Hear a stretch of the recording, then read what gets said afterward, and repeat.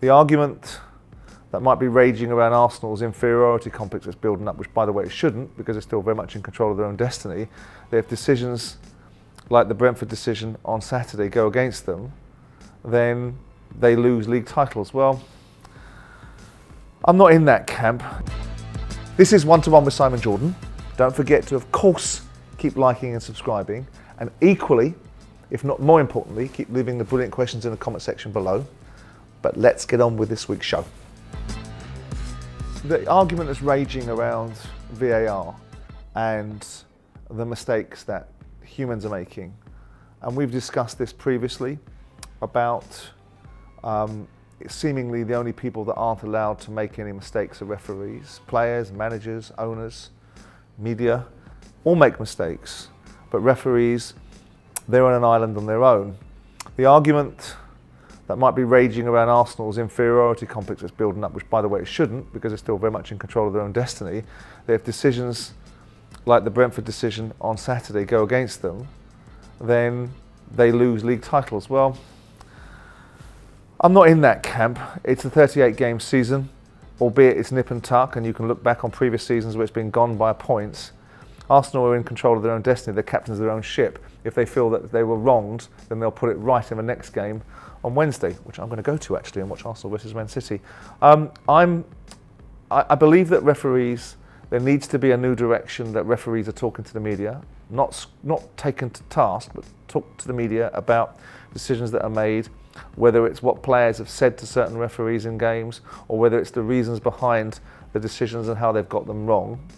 Obviously the idea, never much accepted by the football establishment, and I saw questions being levelled at Graham Potter, which was he gave an answer to a VAR or refereeing intervention, but the media weren't happy with that answer, so they came back again and asked him again so they can get the discerning, or not so much discerning, the disquiet and the discontent from the manager amplified up. So if the manager doesn't want to talk about it in the first place, they'll make sure he does. And of course, with VAR, it was brought in to remove a vast swathe of so-called huge errors that were being made. I would suggest still that VAR gets more right than it does wrong. But you're not going to, until we move into artificial intelligence and take it away completely, it's utterly automated. So we're watching Tron control our games. We are going to have this element of errors still creeping in. Some of them are unfathomable. Some of them make no sense in terms of the quality of understanding from the adjudication inside Stockley Park. But I would hasten to add and wager that Howard Webb will get it slightly better. And we'll move it into a space where the communication, the accountability, because a while ago it was a lack of accountability or communication. Now we've got accountability and communication. Now that's not good enough. I understand that things pivot and change on the basis of individual decisions, but it's unreasonable and unnecessary to be consistently raining down on VAR and referees the way we are. We do it in such a way that is ultimately an unrealistic expectation. Even if you have the most technological things like your broadband, the business that provides you with your broadband will not guarantee you 100% of your time being up and available to use your Wi-Fi. And I know I'm going off on a piste, but I do think it's unreasonable, and I don't think Arsenal should have a claim, or anyone else should have a claim, for human error. Otherwise we'll spend our life involved in human error, and then we'll spend our life involved in situations where people start to challenge the situation, full stop, and you'll unwind the thread of the fabric of football. VAR is still evolving, it is still better and gets more decisions right than it gets wrong, but of course it needs to evolve, of course it does, and of course with someone like Howard Webb, who I believe can get things better, then I think we're on the right path. Well, Southampton are currently in a race to the bottom. In terms of the appointment of Nathan Jones was steeped in what they believed to be strong reasons, ignored the principle of the Stoke job being too big for him, found out now through a series of things, whether it's their on-the-job experience with him or his outbursts in the media, that he wasn't big enough for this job, he wasn't experienced enough, he didn't have the bandwidth to deal with Premier League footballers, whether it's his communication skills with them, whether it's his understanding of what a Premier League football looks like, or whether it's simply that he wasn't good enough for the job. It's left Southampton in a slightly invidious position because they really believe, from what I understand, that he had the chops to communicate with the players and the ideals to give Southampton the side that was going to get them out of the problems that were inevitably going to land, as it was Ralph Hasenhüttl's sort of swan songs of getting closer and closer to Southampton, finding themselves falling off the cliff. Now, Jesse Marsch, I cannot suggest that Jesse Marsch was not right for Leeds and then suggest he's right for Southampton. I personally think Leeds are a bigger football club and have bigger potential than Southampton, but Southampton have been in the Premier League for a significantly longer period of time than Leeds have now in recent incarnations, given the fact that Leeds are out of the Premier League for 16, 17 years. So you have to make a case that Southampton are a valuable football club, not just to themselves, but to the Premier League. So Jesse Marsch doesn't tick any boxes for me. I thought that he was all style over substance, and I think the style was like something out of Any Given Sunday, with these Al Pacino-like outbursts about how sick he was of losing. They're a good side, Leeds. They play with great finesse and panache, but they don't look a very organised side, and that was after a year of Jesse Marsch, and people will say that they do, they just don't execute very well. But I don't see him being the antidote for Southampton's problems. Now, that being said, I don't have a ready-made alternative, but if the solution is the best of a bad bunch, then I fear for Southampton. I already fear that their fate is sort of set anyway, that they're going to be relegated. But I would be surprised if they took him, but unsurprised in the same breath, because I think there's a problem at the moment in time that these Premier League football clubs aren't able to get who they think they can get. They think the lure and luster of the Premier League just means that people are going to pop out of jobs and drop into the Premier League. And I don't think it's quite as, cut and dried as that. Southampton have got to think long and hard with their owner about the next decision, because they've got no time now. The transfer window's gone. They've bought players to support the manager that they've now just fired, who clearly wasn't capable of getting them out of a problem. The fans are disenfranchised. The owner probably is raging at what he's bought, because he's bought a big bag of trouble and it's cost him a few quid to do so.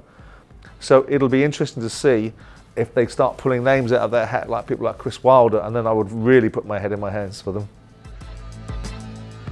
I think Ten Hag deserves a lot of credit for the beginning to restructure Manchester United back to being the elite football club that we all knew them to be. From the principles of how focused he is, to the fact that we don't hear about Manchester United's ownership. There's no more Ed Woodward or Richard Arnold it's just about Ten Hag and the face that he puts on Manchester United. Rashford's got himself together. Rashford was allowed to drift.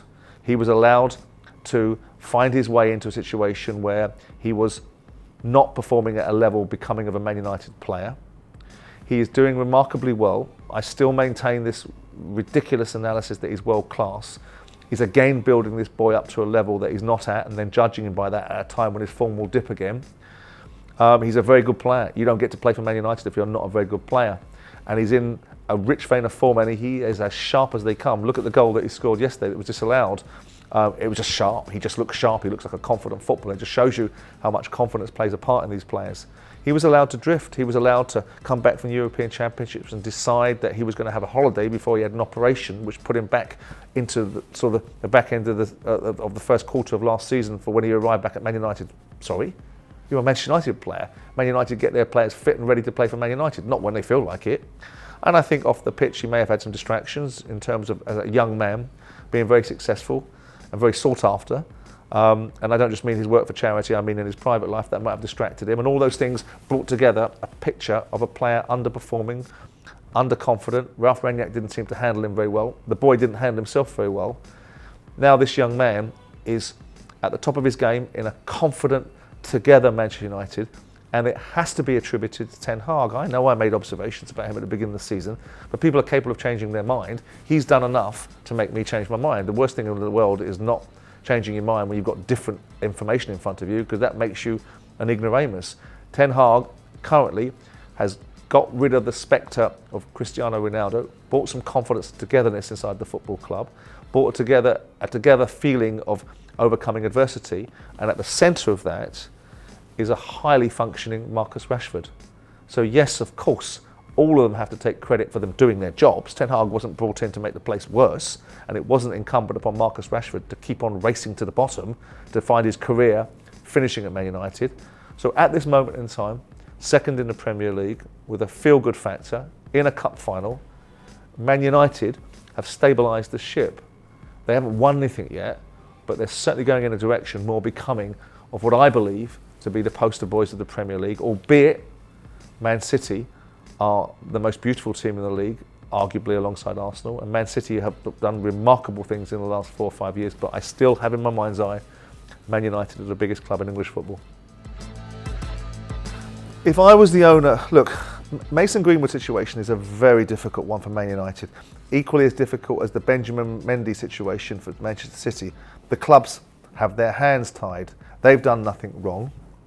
The young man, both young men have had significant allegations brought against them. Both of them being charged by the CPS. One brought to court, the other stopped before going to court. United are in a difficult position because on one hand, allegations of this nature put a player in a situation, players playing for Man United have to be beyond reproach. And the fact that he's had allegations made against him and charges brought against them. And whilst these charges have been dropped, it doesn't mean that he's neither innocent or guilty. It just means that they haven't got sufficient evidence, so the circumstances have changed or witnesses have changed their mind, that mean the CPS can't now prosecute to the full extent of the law. Now United are in a situation where they can handle it one of two ways. Clearly, Nike believed that reputationally there was enough damage done, even on the basis of allegations, to cancel their contract with Mason Greenwood. United have the opportunity to avail themselves of all the information because they have the young man in their building. They can spend as much time as they want looking at this player, evaluating the situation, getting as much information as they possibly can, not media information, but real information, first-hand from the young man, to decide what best they do. Do they have a case, given the nature of the circumstances, to perhaps terminate his contract? Possibly. Would that bring forward a claim from the player of unfair dismissal? Possibly. Is there an easier situation, given the nature of Manchester United, the stability inside the football club, and whilst we're talking about a wonderful footballer with remarkable talent and someone that I thought was a real star in the making, United is a sum of all its parts, not just one individual, and the simplest solution might be, for the best interests of all parties, given the nature of the situation, maybe just to pay him up his contract. Then there's no unfair dismissal claims because they've paid him all his money due under a fixed term contract. There is no winner in this. There's only degrees of loss. And Manchester United will have degrees of loss whichever way they operate. There'll be a section of society, if they take him back into the fold, that think that they've taken on a certain individual and will vilify United, and the player will run around the country constantly getting abuse from sets of fans, which is not reason for not doing it.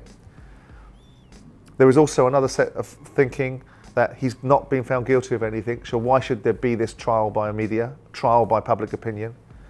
All of it leaves United with a conundrum. If it were me, I would make sure that I was across every last piece of information, every last piece of understanding of what happened in this situation and what this young man's view of the world is.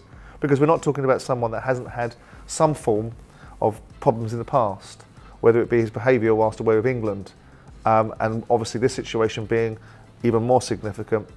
I would make sure that before I made a decision, I had every single part of my ducks in a row, and then I would take the right decision for the football club. Because it's a public domain business, it's a huge football club, and it doesn't need this kind of controversy, but it also needs to be fair and equitable. So whilst that is an answer wrapped up in a riddle, it's a more substantial answer than just saying yes or no, because I don't think it's a yes or no situation. No is the simple answer.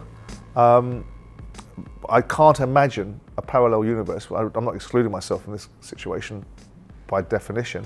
I can't imagine a parallel universe where I spend my entire time telling people like the FA they couldn't find their backsides with both hands in a funnel, where they're going to invite me into their inner sanctums to discuss what I think is a very poorly run organisation put together by people that ultimately don't deliver the outcomes that they should in running the game.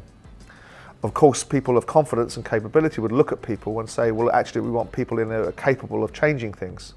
But that's not how football works. And maybe they don't think very much of me anyway. For governing bodies. And of course, I've been critical of the FA, of the EFL, of the UEFA, of FIFA. So it doesn't leave many spaces. And I'm pretty damn sure they ain't going to invite me into the PFA anytime soon. So I don't anticipate receiving an invitation anytime soon. It doesn't suffice to say, it doesn't mean I can't do the job or be interested in doing it, but I don't see that happening, and neither am I coveting it. And also, by the way, it's not just a case of criticising people, it's a case of providing viable alternatives, which I have done. I criticise and provide viable alternatives in equal measure. As far as football clubs are concerned, well, I'm a former owner, not a former employee. So how do you square that circle? Well, do I have any interest in writing a cheque out for another football club? Possibly not. Have I done my time in football? Possibly. I enjoy, albeit it's sitting on the sidelines talking about other people's businesses, I enjoy the punditry world because not a lot of people seem to understand certain aspects of the football business or sports, and whilst I've succeeded and failed in equal measure, you learn both, a hell of a lot from both. So that puts me in a position where I can comment in a unique space where there isn't anybody else in the media talking about football club ownership or attitude towards certain aspects of the sport. So it puts me in a unique space which I quite enjoy. But getting involved day to day with a football club in the capacity of not owning it, well, I don't know. I speak to lots of football club owners, I speak to lots of football club CEOs, and I haven't put myself out there to want to do that, and I don't see myself hugely motivated by it. But if you see an opportunity that's really interesting to be within a framework of a group that might want to buy a football club that puts together a consortium, maybe. But a simple answer, because I know that I'm guilty of why give one word when you can give 1,000? The answer is no, I haven't been spoken to in that guise. I don't anticipate I will be. I don't put myself in the way of that sort of conversation. I don't exclude myself from it, but I think my personality and outlook is not one that lends itself to people racing to Simon Jordan to come and do something for them. Personally, in my own little world, I think that's a mistake, but that's a different discussion. Right, that's it for this week's edition of One to One with Simon Jordan. Don't forget to let me know your views on Premier League referees, the decline of Southampton, and of course, Marcus Rashford, his wonderful form and the ascension of Manchester United. Keep liking and subscribing. Keep leaving those brilliant questions in the comment section below. I shall look forward to seeing you all next week.